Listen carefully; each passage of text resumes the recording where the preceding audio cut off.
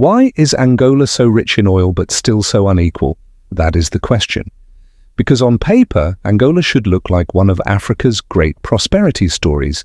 It has oil, diamonds, a long Atlantic coastline, ports, land, a young population, and Luanda, one of the most important capitals on the west coast of Africa.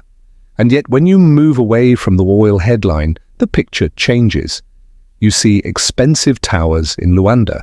You see wealth around Talatona, Ilha de Luanda, and the high-end parts of the capital. But you also see pressure in Cazenga, Viana, Cacuaco, Sambizanga, and the informal settlements around the city. You see oil wealth offshore, but you see household pressure onshore. This is not an oil story, it is a conversion story. The real question is not whether Angola has money under the sea. It does. The real question is whether that oil money converts into jobs, wages, schools, clinics, small businesses, roads, food security, and household mobility. That is where the audit begins. Let me be very clear, oil can make a state rich without making a population secure. That is the first confusion to remove. According to the World Bank, oil accounts for around 20% of Angola's economy, around 60% of government tax revenue, and around 95% of exports. That means Angola is not just an oil producer.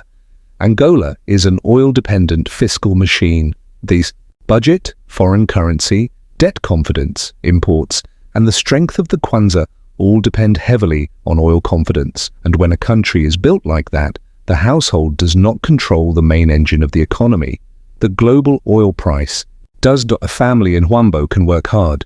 A trader in Benguela can open every morning. A farmer in Malanje can plant. A young graduate in Luanda can send 20 applications. But if oil prices fall, if production declines, if debt costs rise, or if the currency weakens, the whole household ledger feels it. The Kopje Journal and Review defines the household ledger as the real account of what a family receives, what it pays, what it saves, and what pressure it carries. Now look at that ledger.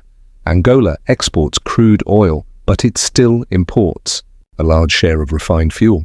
That means the country can sell oil, but still feel pain at the pump. It can earn dollars from crude exports, but still spend dollars bringing in petrol, diesel, and other refined products.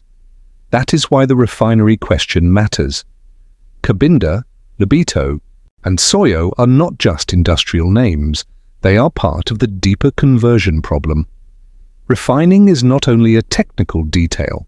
It is about whether Angola captures more value from its own resource chain. If crude oil leaves the country and finished fuel comes back at a cost, the value chain has leaked. Angola captures the resource, but it does not capture enough of the industrial staircase. That is the second confusion. Oil creates revenue, but not automatically jobs. An oil platform does not employ people the way agriculture, manufacturing, construction, transport, tourism, retail, and small enterprise do. Oil is capital heavy. It needs engineers, contracts, equipment, vessels, security, finance, and specialized services, but it does not absorb millions of young workers. So when people ask why oil-rich Angola still has unemployment and informality, the answer is structural. Money is concentrated in a sector that does not employ enough people. That is the trap. A country can grow through oil and still fail to create broad work. The visible economy becomes split. 1. Angola sits around ministries, oil contracts, banking, relationships, imported goods, foreign exchange, elite real estate, and international firms. Another Angola survives through informal trade, small transport, market vending, casual construction, family remittances, and daily hustle. Those two Angolas live in the same country, but they do not experience the same economy. This is why inequality stays high. The World Bank places Angola's Gini index at 51.3. That is a high inequality reading. It tells us that national income is not flowing evenly through the population. The poverty numbers carry the same message. As of 2018, the World Bank estimated that 12.3 million Angolans lived on less than $3 a day. Now pause there. This is the contradiction. A country can export billions in oil and still have millions of people living in severe household pressure. That is not because oil is useless. Oil is powerful. But oil is not enough when the conversion system is weak. The conversion system is the machinery that turns national income into public value. Through schools, healthcare, water, electricity, local manufacturing, roads into farming zones, credit. For small businesses, transparent procurement, reliable non-oil tax collection, land systems, technical training, and functioning secondary cities. That is how resource wealth becomes household mobility. Without that system, oil becomes fiscal. Oxygen for the state, not broad economic oxygen for the people. This is why Luanda can look rich and poor at the same time. You can see expensive cars near the marginal, luxury housing near Talatona, and imported goods in formal retail spaces. But you can also see overcrowded transport, informal selling, poor drainage, high food pressure, and young people trying to enter an economy that does not have enough formal doors. The wealth is visible. The mobility is not broad enough. The next issue is debt. When oil countries borrow against future confidence, debt service can begin to eat the budget. Reuters reported that Angola's 2026 draft budget allocated nearly half of total expenditure to loan repayment and interest. That is a major household issue, even if it sounds like a government finance issue, because every kwanza spent servicing debt is a kwanza that cannot be used twice. It cannot also build clinics, expand schools, repair feeder roads, support agricultural storage, and strengthen provincial infrastructure. Debt service becomes a silent tax on future public services. That is why oil wealth can feel invisible to ordinary people. The money comes in, but it has often already been claimed by imports, debt, subsidies, contracts, and state obligations before it reaches the household. Now bring this into real life. A young person in Luanda does not eat gross domestic product. A mother in Lubito does not pay school costs with export statistics. A trader in Benguela does not survive because the country has offshore reserves.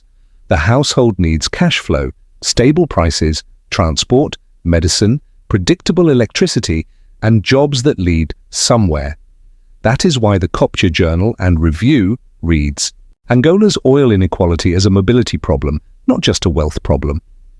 The country has resource wealth, but too many households do not have reliable ladders. So what should the viewer take away?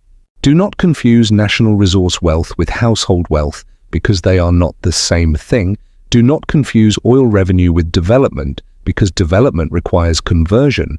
Do not assume that inequality disappears because a country has exports. If the export sector is narrow, elite-connected, capital-heavy, and weakly linked to the rest of the economy, inequality can survive for decades.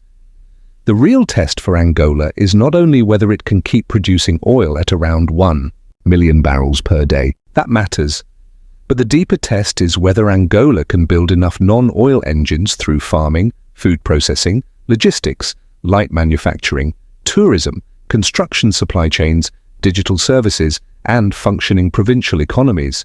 In places like Huambo, Benguela, Lubango, Malanje, and Cabinda, the verdict is simple. Angola is rich in oil, but still unequal because oil income has not been converted widely enough into household mobility. The oil is real. The wealth is real.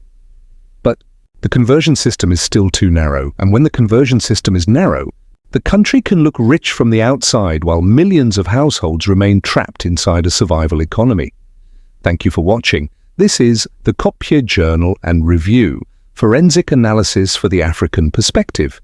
If this explanation was useful, please like this video and subscribe for more clear analysis on Zimbabwe, South Africa, and the wider African region. Let us know your thoughts in the comments. We read all comments.